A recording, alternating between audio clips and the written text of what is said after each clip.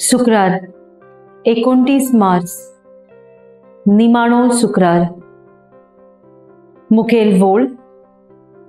बापा, तुझ्या हातांत घालता म्हजो आत्मो।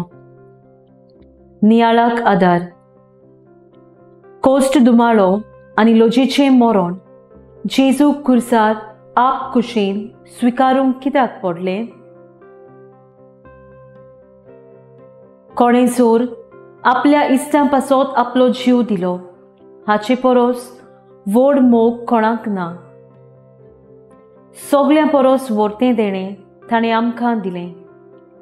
आमी ताचे मोगाचे सोक्तेंतल्यान देवाचें बोगसणें आनी काकलूट अणभवूंक ताणें सुबामपणी आमकां जिवीत जोडून घेतलें।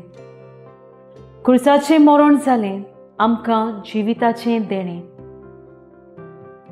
आयच्या दिसाक खुर्साची बुजोवन जावन आसा सेवाधर्मीक रितीचो एक खेरीत भाग।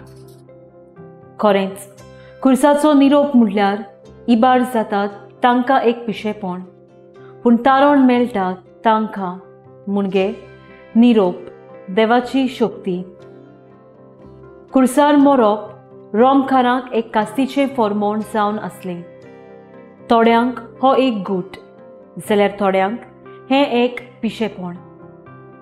खरेंच म्हटल्यार खुरीस जेजूच्या अप्रेमीत मोगाची सोक्ती उक्ती करता।